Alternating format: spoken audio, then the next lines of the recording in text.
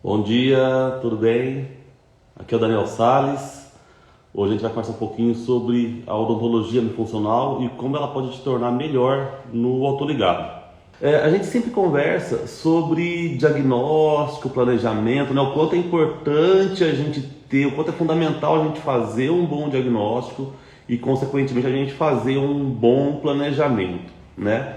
E aí a gente vai discutir casos clínicos. Até eu queria mostrar uns casos aqui, não consegui preparar o lugar para poder mostrar os casos, mas como aqui todo mundo é ortodontista, a gente já tem, né, uma prática clínica.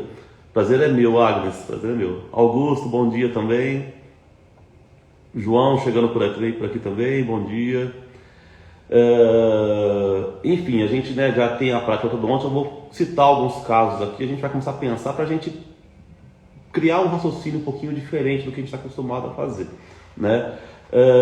A gente imagina um caso de um paciente classe 2, tá? Aquele paciente tem um overjet muito grande, ali ele tem um overbite também, né? A gente analisa sempre o que nesse caso? A gente fica pensando, não, eu preciso ver, eu vou distalizar, ou eu vou avançar a mandíbula, usar um protrator, depende de vários fatores, né? Preciso corrigir o overjet, preciso corrigir o overbite, né? Corrigir a classe 2, enfim. A gente sempre tem esse olhar biomecânico, né? Cada um com a sua técnica, com a sua percepção, suas preferências, né? Sua base de estudo, né? Seus professores que te levam, que te ensinam, né? Te passam a sua base de ortodontia.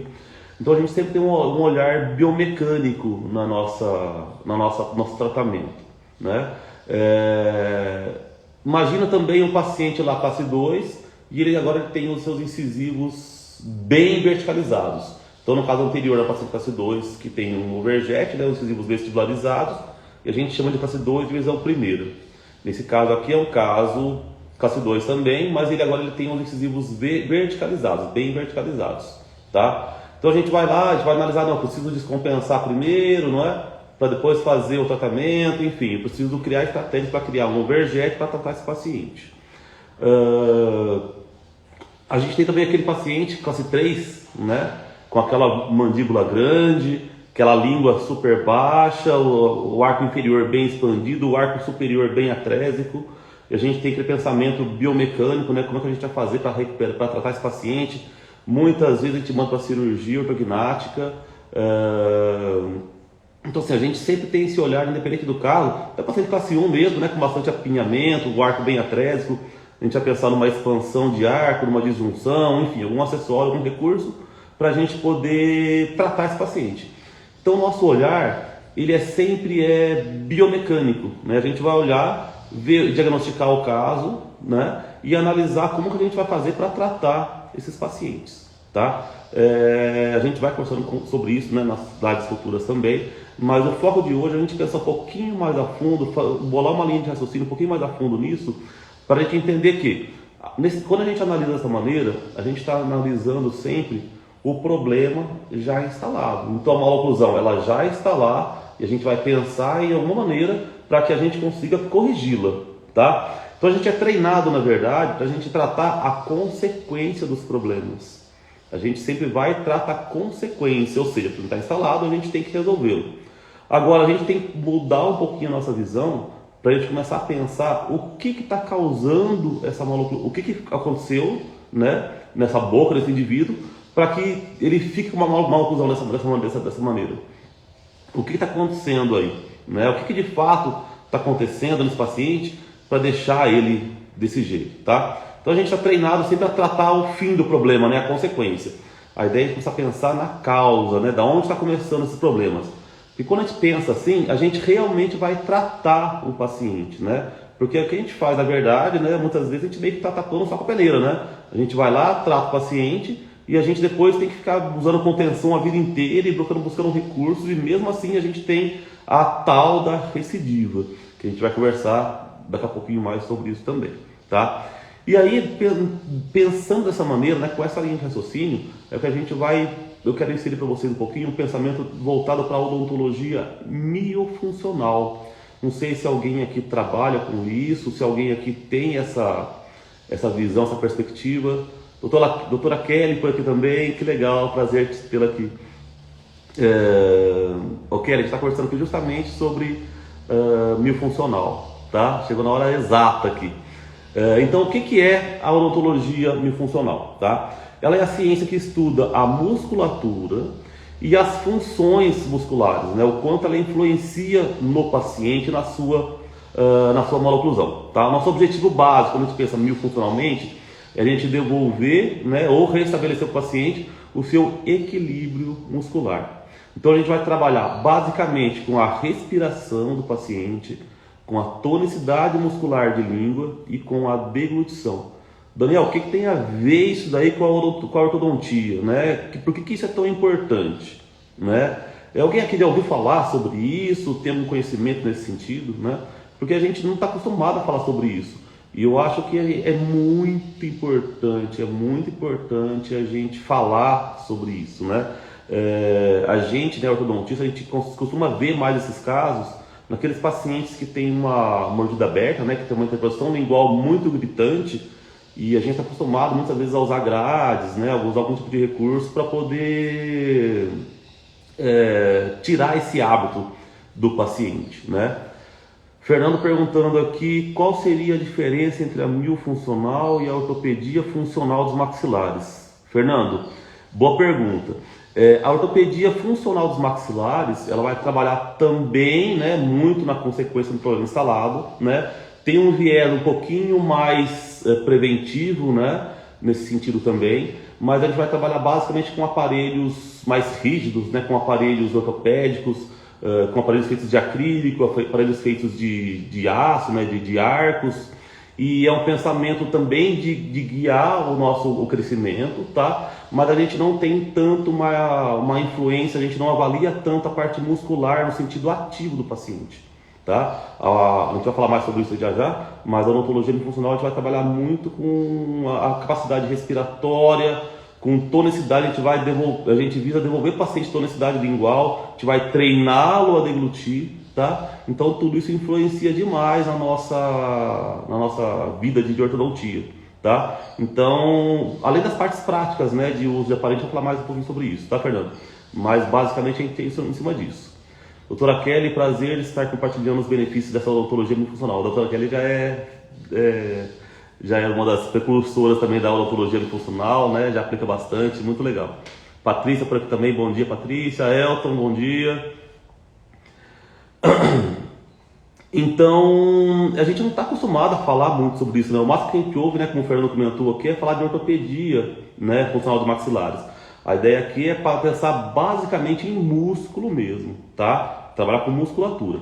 E aí a gente pensando, né, o que a gente mais costuma encaminhar para uma fono, por exemplo, a gente mais faz nesses casos, geralmente é mandar para fono, né? Então o que a gente faz geralmente? Aquele paciente tem uma mordida muito aberta, a gente está muito claro que ele tem uma mordida, uma língua interpondo ali, né? E a gente fica muito claro, a gente manda para fono e a fono vai fazer o trabalho dela, né, para poder ajudar a gente a fechar a mordida mais rapidamente, com mais efetividade, e mais do que isso vai ajudar a manter esse resultado, né, lá na frente, tá?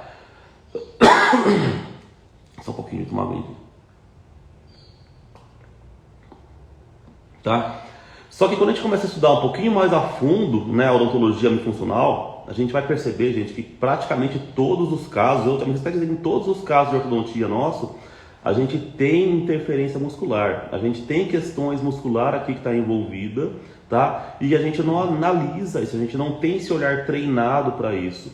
Então a ideia é que a gente se prepare, a gente treine, a gente conheça essa técnica, conheça, né, a odontologia funcional, e a gente começa a avaliar nossos pacientes de uma perspectiva um pouquinho diferente, um pouquinho mais profunda, tá? E vocês vão ver que não tem nada de muito complexo, é só a gente mudar a maneira de a gente analisar, e são tratamentos simples, na verdade, a gente faz toda a diferença nisso daí, tá? Bom dia, Lu, Luciana, tudo jóia? Bom dia, doutora Júlia, tudo jóia?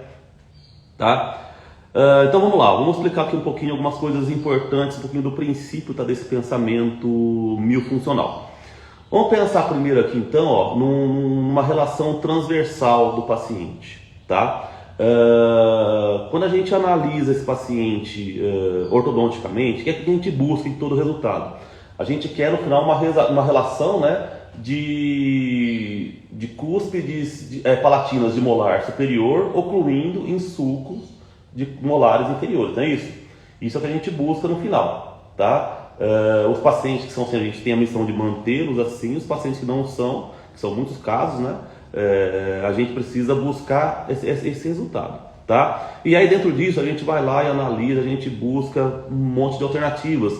Então, se é criança, a gente vai usar um disjuntor, a gente pode usar expansor. Em casos mais simples, pode usar elásticos para descruzar, né? Em adultos, hoje a gente tem o MARP, né? Antigamente era um caso cirúrgico, hoje a gente tem MARP para tratar. Então a gente tem inúmeros recursos para a gente tratar. Mas aí volta no que a gente conversou no comecinho lá, né?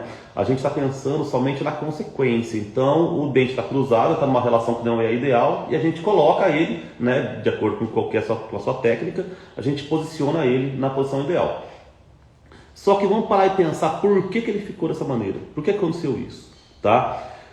A gente tem uma relação, né, então tá transversal dos dois lados, e esses dentes, se eu pensar miofuncionalmente, ele só vai ficar nessa posição se eu tiver uma força interna de língua que está empurrando esses dentes para fora, certo?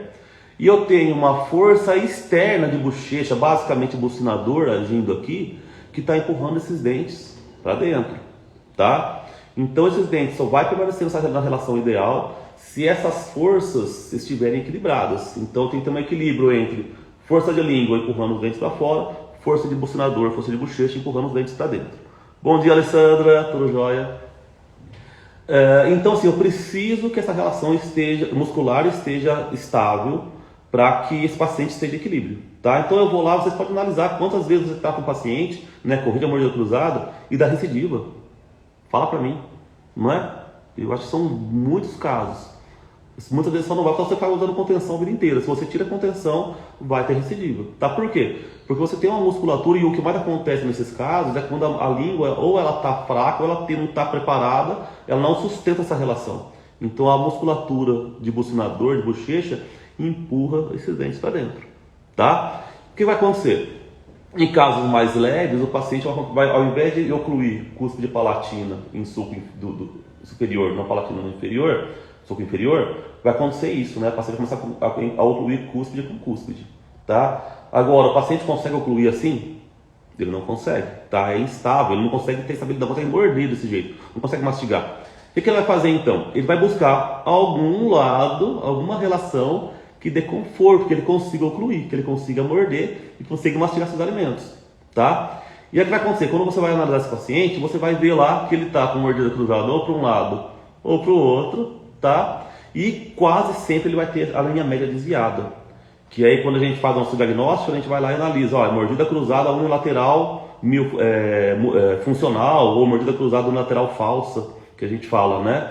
Que a gente vai lá, manipula o paciente, coloca ele em relação cêntrica, a linha média fica coincidente, só que ele oclui cúspide com cúspide, o que não tem estabilidade, tá? E o que a gente faz? A gente vai usar um elástico, um disjuntor, um expansor, o que lá que seja, para poder, um overlay, a gente usa hoje em dia também, né? Para poder corrigir essa mordida cruzada, tá? Só que se eu não trabalhar em quem causou esse problema, é o que a gente falou, ele vai ter recidiva, tá? Esses casos a gente até consegue diagnosticar bem, né? A gente está mais treinado para isso. Os casos mais perigosos que eu vejo, na minha opinião, é quando o paciente tem uma atresia também de arco inferior. Então a gente vê aqueles incisivos inferiores bem lingualizados também. Por que é perigoso essa relação? Porque você vai lá, o paciente não está com mordida cruzada não, está tudo certinho, está ótimo. Beleza, aí você vai lá, monta o aparelho superior, está funcionando tudo bonitinho. Quando você monta o inferior, o que acontece? Esses dentes cruzam. Né, os molares, eles vestibularizam um pouco, né? O que vai acontecer? Aí você tem que começar a usar o arco cruzado, você tem que fazer desgastes, enfim. Você tem que buscar alternativas para poder solucionar isso. E se você não verificou isso antes, você vai ter sérios problemas. Você vai chegar num caso, vai ter uma mordida que não estava cruzada, você vai cruzar essa mordida, tá? E aí até você explicar para o paciente, vai demorar mais tempo em usar os aparelhos, vai te dar dor de cabeça, tá? Aonde que foi o erro nisso tudo? O erro foi lá no diagnóstico. Então eu errei no diagnóstico. Então fique muito atento, tá? Com essa relação, tá? Com essa situação aí, tá? Lilian chegando por aqui. Bom dia, Lilian. Oi, Deise. Bom dia. Hendrik também. Legal. Quase 8 horas já, né, pessoal? Tudo chegando no consultório, né? Beleza, gente. Então, ó, quando a gente pensa nessa relação muscular, tá? Vamos começar a analisar dessa maneira agora, tá? E a gente vai começar a pensar que miofuncionalmente, essa relação muscular é quem vai determinar pra gente o formato do meu arco, tá? A minha relação transversal, se ela está correta ou não, e consequentemente meu alinhamento dentário. Por quê? Imagina um paciente que ele tem uma força de bucinador muito grande, e aquele paciente lá na infância ele chupou chupeta por muito tempo, né? Dedo, mamadeira, que é um dos maiores problemas que a gente tem, né? Não vou discutir socialmente, mas a questão muscular, a questão ortodôntica é um dos maiores problemas que a gente tem. Por quê? Porque o paciente só exercita bucinador. Ele tem uma língua fraca, ele tem bucinador sugando o tempo todo. O que vai acontecer com o meu ar? O ar vai ficar trésico. E aí, se você não tem espaço para os dentes, vai ficar com muito apinhamento, tá? Então é uma análise que a gente vai conversando mais para frente sobre isso também, mas só para a gente pensar numa análise aqui miofuncional, tá? Agora vamos pensar também, quando a gente até agora analisou a relação transversal, vamos pensar um pouquinho também no sentido anteroposterior, tá? A relação dos sonhos nossos, né? A gente quer terminar um tratamento, a gente tem que terminar um caso com uma relação de toque de incisivos, principalmente dessa relação, né? A gente diz, em média, a gente tem que terminar com um incisivo central superior em torno de 12 graus e o inferior em torno de 0 graus, tá? Seria uma relação ideal, certo? E a gente vai lá e a gente tem inúmeras prescrições, inúmeras técnicas, né? No caso nosso a gente usa o bidimensional, a gente vai conversar mais para frente sobre isso também, tá? Mas o fato é que se eu vou analisar muscularmente, esse paciente ele só vai ter essa relação se eu tiver todo o conjunto de maxila, mandíbula e musculatura em equilíbrio, para que ele fique dessa maneira, tá? Esses dentes fazem parte de uma boca que fazem parte de um paciente, né? Então a gente tem muita coisa envolvida aqui, tá? Então a gente tem que entender sim da parte muscular para que a gente consiga finalizar e permanecer estável depois. A gente está conversando aqui já há um tempo já, né? Então assim, a gente precisa terminar assim, certo? Para que esse dente termine dessa maneira, vamos pensar que forças que agem nesses dentes aqui. Então tem uma força de lábio, né, que vai empurrar os meus dentes para dentro. Então os lábios estão encostando no dente e eles estão empurrando esses dentes para dentro. Em média, o nosso lábio faz, não, um lábio em função ideal, ele exerce cerca de 300 gramas de força, tá, sobre os dentes. Então ele tem lá 300 gramas de força empurrando meus dentes para trás, certo? Por dentro eu tenho a minha língua que está empurrando meus dentes para frente, tá? Ela está contrapondo essa força aqui. A língua exerce cerca de 500 gramas de força, só que é uma força descontínua, tá? A língua não fica o tempo todo encostando no dente, uma língua em tonicidade muscular ideal, tá? Então, se eu tiver um paciente com uma tonicidade muscular ideal, cerca de 300 gramas de força, empurrando os dentes para frente, né, lábio, empurrando o dente para dentro, e língua, 500 gramas com mais força descontínua, empurrando para fora, meu paciente ele termina uma relação anterior ideal, tá? E eu consigo finalizar bem esse caso e mais do que isso, eu consigo manter esse caso estável, certo? Agora, o que vai acontecer se eu tiver algum tipo de desequilíbrio nessa relação? Né? Outra coisa importante também é o seguinte, por que a força da língua ela é descontínua? Porque ela não fica o tempo todo empurrando os dentes. Onde a gente fala ao paciente, onde é o lugar ideal dele ficar, repousar a língua? No palato, né? Nas papilas interdecisivas, atrás do incisivo central. Não é isso? Então o paciente, quando ele está respirando, ele precisa estar com a língua nessa região, tá? Ou seja, não está encostado com os dentes. Quando a língua está ali, ela está estimulando todo o crescimento de maxila, a gente vai falar sobre isso mais para frente também, certo? Ela está estimulando todo o crescimento de maxila e não está aplicando as forças sobre o dente, tá? Então as forças se equilibram e o paciente consegue terminar dessa maneira, certo? Então isso acontece na respiração e quando o paciente deglute, o músculo responsável pela deglutição é somente a língua, tá? Então quem tem que fazer a deglutição é a língua, mas para isso o paciente precisa respirar bem e ele precisa ter uma tonicidade, um treinamento, né, um conhecimento muscular correto para que ele não precise usar outros músculos para poder deglutir, tá? Pensando dessa maneira, imagina aquele paciente que não respira bem pelo nariz, né? Ele precisa abrir a boca para respirar. Só o fato de abrir a boca já quer dizer que a língua não está no palato mais, ou seja, eu não tenho mais essa relação correta de desenvolvimento maxilar, e segundo, que a língua já tem uma tendência muito maior de ter um contato com os incisivos, tá? E aí pode surgir inúmeras situações, vamos citar algumas aqui. Imagina esse paciente que está com a língua baixa, respirando pela boca, tá? Consequentemente, além disso, a passagem de ar que não tem treinamento, não está preparada, ela vai fechando, né? E esse paciente tem uma língua, uma postura errada de língua, e ele, por algum motivo, começa a desenvolver o hábito de colocar a língua entre os dentes. E ele começa a empurrar os meus incisivos superiores para fora, tá? O que acontece? Os incisivos eles vão vestibularizando. Muitas vezes ele vai ter diastema também, né, entre esses dentes, tá? E como ele não consegue deglutir bem, ele vai deglutir, a língua não consegue deglutir sozinho. Ela pede ajuda. Quem que vai ajudar a língua a deglutir? Geralmente o lábio inferior e principalmente o mento. Então o que ele faz? Ele começa a empurrar. Quando ele deglute, ele começa a empurrar o mento e a mandíbula para trás. Vocês já entenderam aqui que esse é um paciente que a gente está comentando, é um paciente classe 2, não é? Geralmente ele tende a ter uma reclusão mandibular, ele vai ter os incisivos vestibularizados, tá? Então é um paciente classe 2, certo? Divisão primeira que a gente chama, não é isso? Com os incisivos vestibularizados, tá?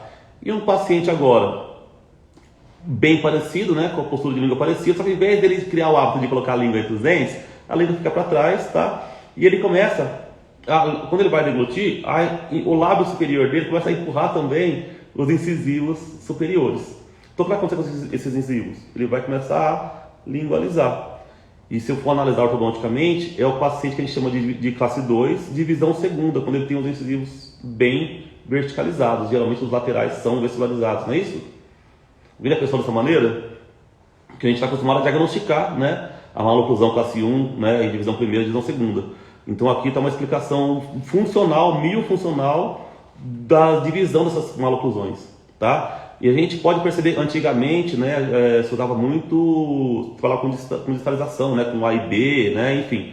Hoje em dia, como a gente leva muito mais em consideração a face do paciente para fazer um diagnóstico, a gente percebe que grande parte dos casos o paciente não tem uma protrusão maxilar, ele tem sim uma retrusão mandibular, tá? E a sua maneira de tratar é totalmente diferente, tá?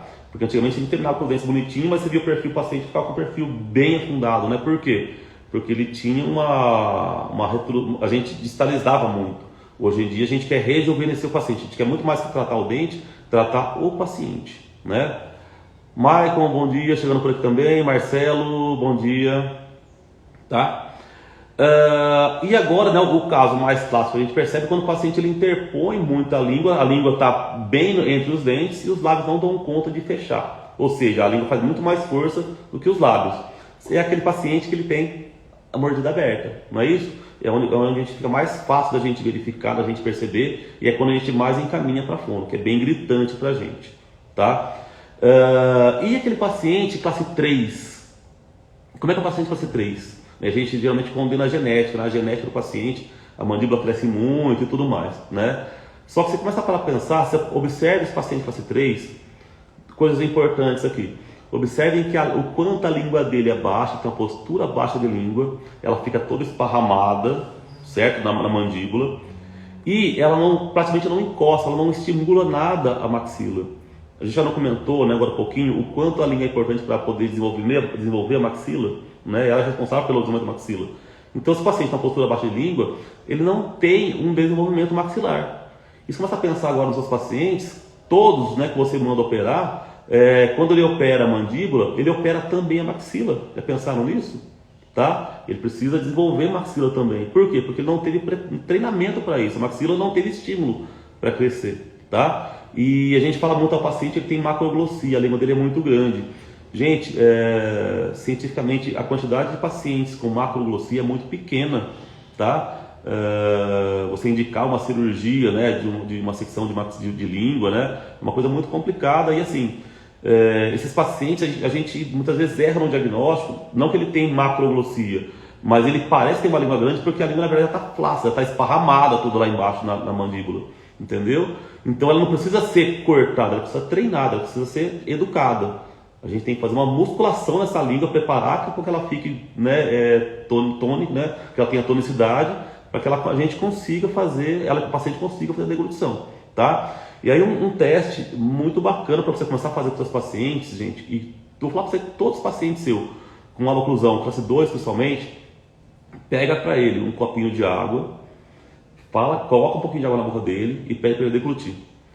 Você vai observar, e eu quase que aposto com vocês, que todos eles vão fazer movimento de lábio e de mento para engolir. Então ele vai fazer esse movimento, tá? É muito legal também, você pede para ele, lógico, né? Você pergunta se você pode filmar, mas você não pode induzi-lo a nada, tá? Não comenta nada, simplesmente dá um copinho para ele, fala para ele colocar água na boca e quando você falar ele deglute, tá? Senão você vai induzir algum movimento e tudo mais, deixa ele fazer naturalmente. E você vai observar o quanto que você tem de disfunção muscular nesses pacientes, tá? Então, se eu estou entendendo que quem está causando essas maloclusões para mim é esse desequilíbrio muscular, é muito mais inteligente da minha parte começar também a pensar na musculatura, tá? Para trabalhar muscularmente também, para que esse paciente tenha um resultado ortodôntico melhor e mais do que isso, tenha um resultado ortodôntico estável, tá? Então vamos pensar nisso que é muito importante para a gente, tá? E aí, gente, a gente pensando assim, né? A gente entra, já comentei um pouquinho, mas vamos entrar um pouquinho mais a fundo sobre um assunto, né? Para vocês aí, qual que é o grande problema da ortodontia? O que vocês veem aí de problema sério na ortodontia? A gente discute muita técnica, muitas coisas, né? Enfim, alguém quer comentar alguma coisa aí?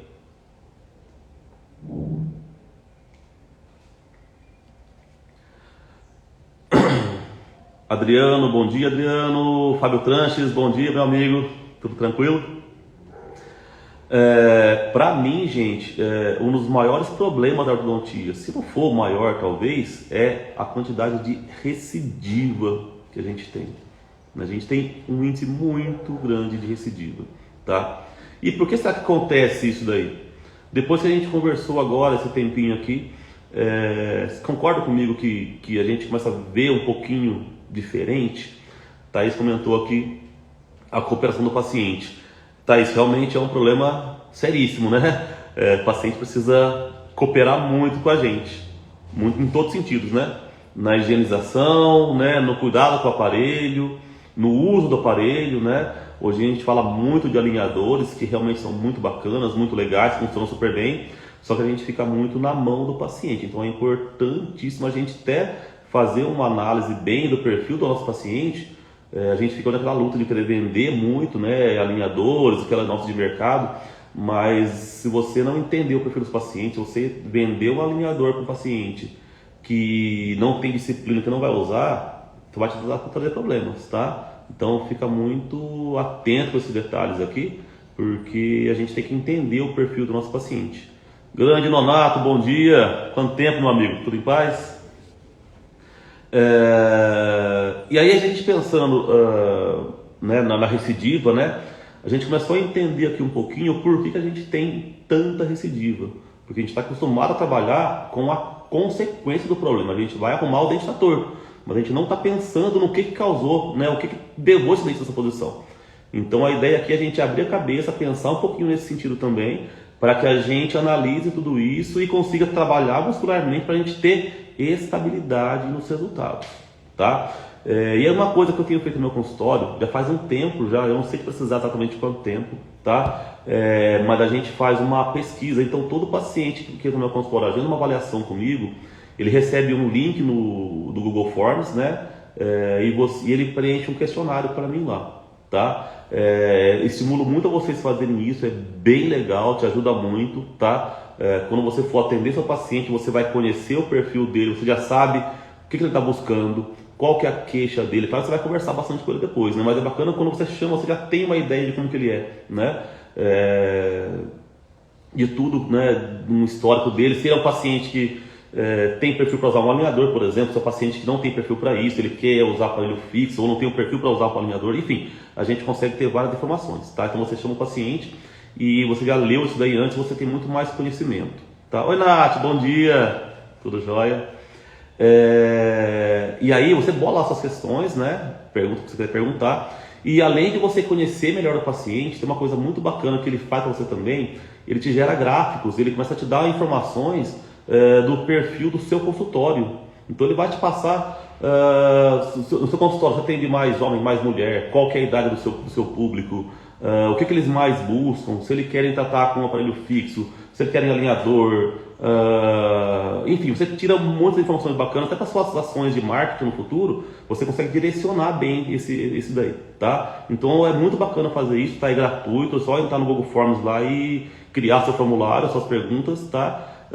Cria um link, manda no celular dele. Hoje em dia todo mundo tem WhatsApp, né? Então assim que você marca a consulta, fala para ele preencher para você isso daí, tá?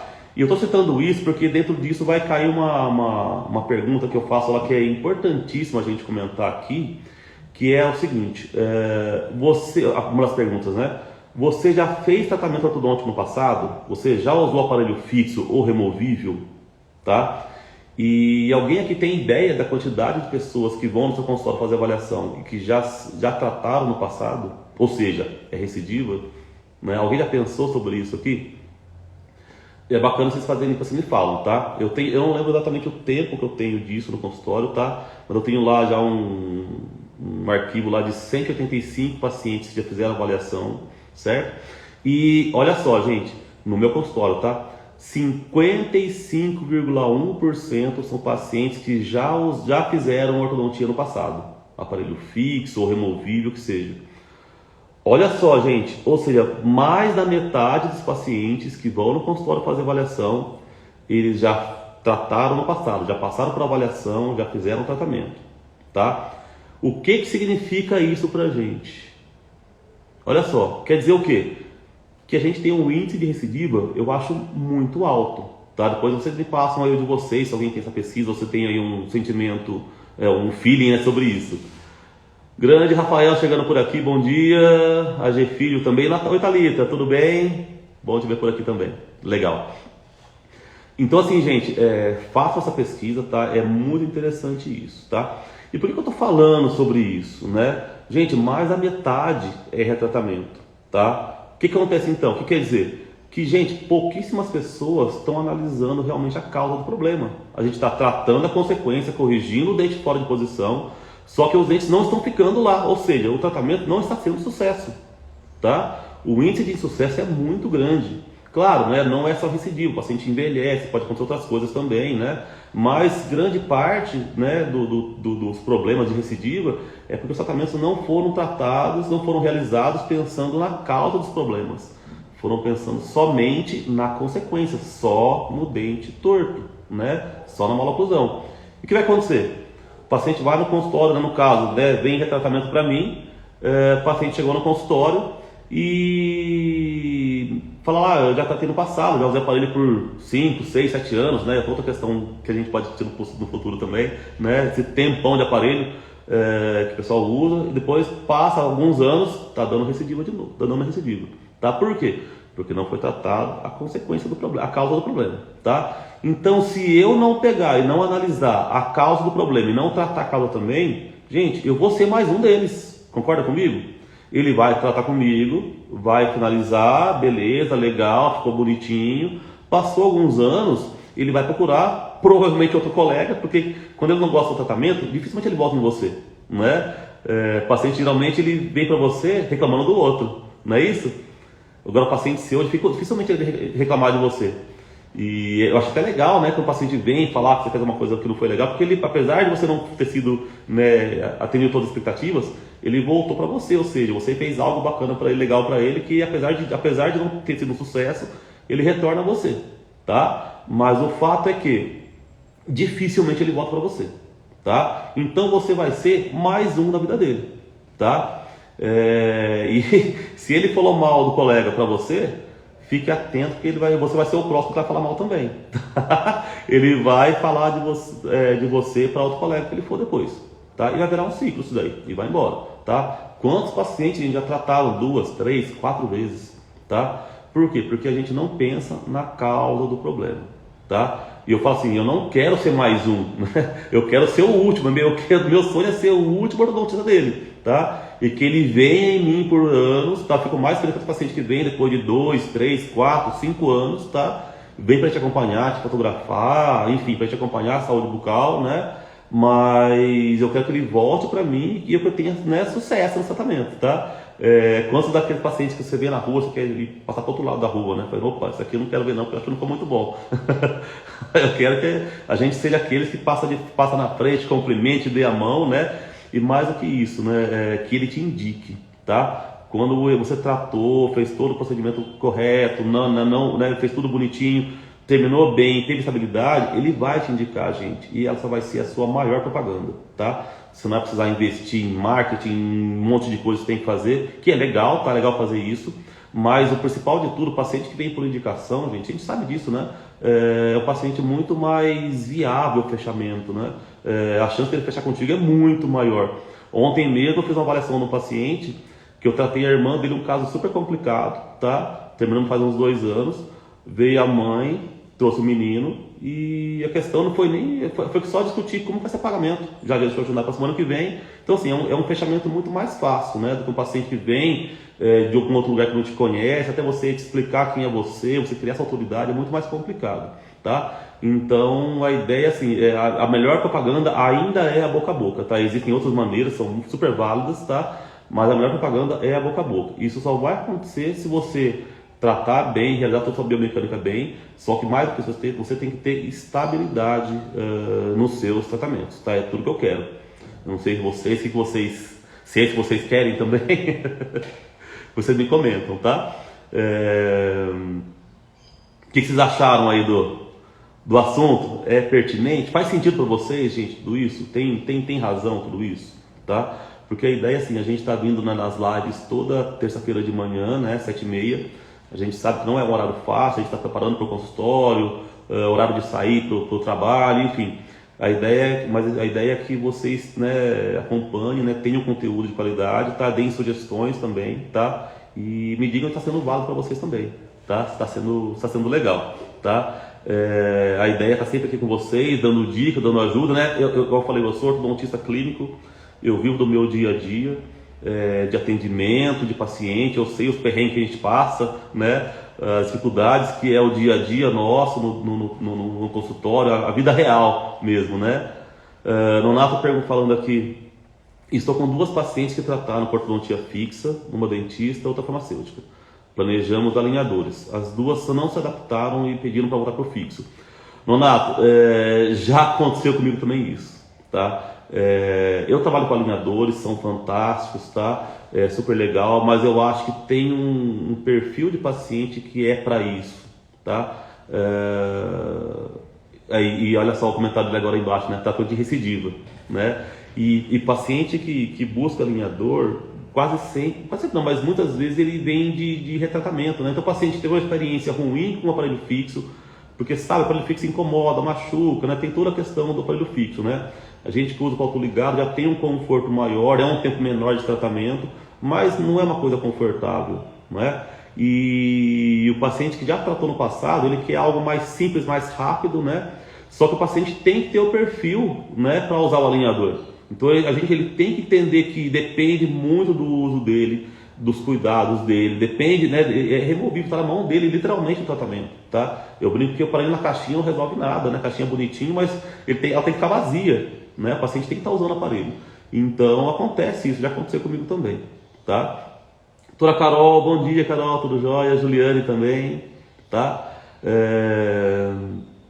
Então, assim, eu acho muito importante a gente conhecer o perfil do paciente e saber qual que é o aparelho mais indicado para ele. E quantos pacientes, né, crianças, adolescentes que vêm para mim e a queixa principal, o pai chega, não, é dente torto e tudo mais. E quando você consegue analisar o caso, explicar para ele o tratamento, quantas vezes a gente fala assim, o dente torto é o menor dos problemas, né? Você vai conversar, a criança não dorme bem, a criança baba no travesseiro, boca aberta, não rende bem na escola, a criança muitas vezes é hiperativa. Gente, quanto diagnóstico de hiperatividade a gente vê que está errado. Então a criança tomando remédio de tarja preta que não precisa, a criança simplesmente não respira bem, ela não respira bem, não consegue se concentrar na escola, né? Ela procura alternativas, aí vira aquele ciclo, né? A criança em casa mastigando, boca aberta, né? Fecha a boca para mastigar, não é isso que a gente faz? Mas a criança não mastiga a boca aberta porque ela quer, porque ela não consegue respirar, ou ela tem que escolher, ou ela mastiga, ou ela respira, não tem como ela parar de respirar. Aí ela busca alternativas, um alimento mais mole, mais pastoso, que geralmente é mais cariogênico também, bebe alguma coisa junto. Então assim, tem muita coisa envolvida aqui, tá? E a gente precisa entender de tudo isso para poder oferecer o melhor para o paciente, tá? Então aquele paciente nosso lá que vai muitas vezes, né, criancinha com o dente torto, se você analisar miofuncionalmente e os pais entenderem o quanto é importante você tratar não só o dente torto, mas todo o contexto disso, tá? Você tem resultados maravilhosos, tá? Eu dei palestra sobre isso lá no Horta STL agora, e falando sobre a odontologia biofuncional, né? E lá eu dei palestra falando sobre a associação de ortodontia fixa, né, do autoligado com os alinhadores, né?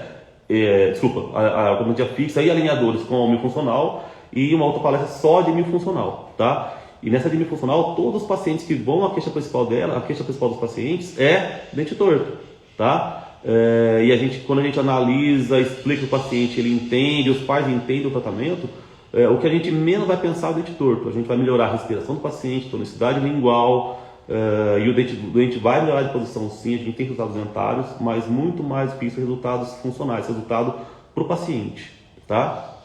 E a associação dele com o autoligado também é muito bacana, a gente pode conversar bastante sobre isso no futuro também, tá? Gente, alguém tem alguma pergunta, alguma dúvida? E o tempo passa rapidinho, né? Já são aqui 8h15 já. Mas estou aqui aberto a perguntas, tá? Se alguém quiser fazer algum comentário também. Alguém que já conhecia a odontologia miofuncional, já trabalha, tem alguma noção nesse sentido, né? Ou então se tem interesse de conhecer mais, né? Que a gente pode ir falando mais sobre isso também, né? A gente vai estar sempre conversando sobre autoligado, dicas de autoligado, mas eu gosto sempre de colocar esses assuntos que são complementares, né?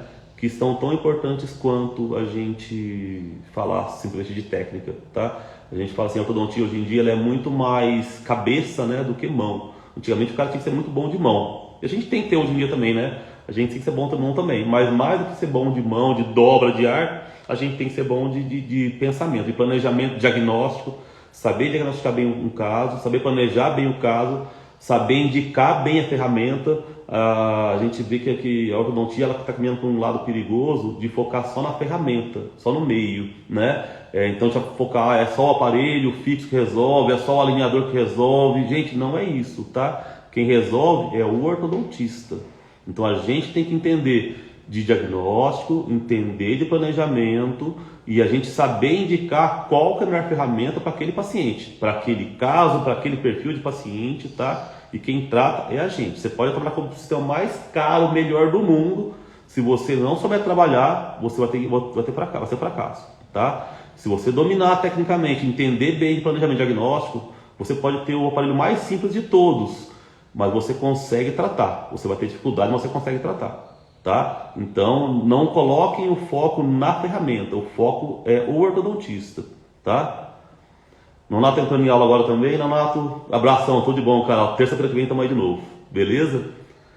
Pessoal, algum comentário, alguma pergunta que a gente está encerrando também aqui, tá? Eu sei que algumas pessoas entraram no meio, né? Ficou picado muitas vezes por causa do horário. Vai ficar salvo aqui também, tá? E pedir para vocês, né? Estarem sempre, se possível, tá? Toda terça-feira de manhã, das 7h30 até umas 8h10, 8h15, hoje quase 8h20 já, né?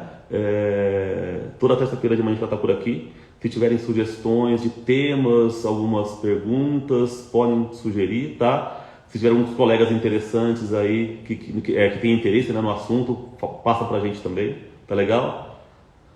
Tá joia, gente? Obrigado pela presença, um ótimo dia de trabalho para vocês, uma ótima semana e até semana que vem. Tchau, tchau.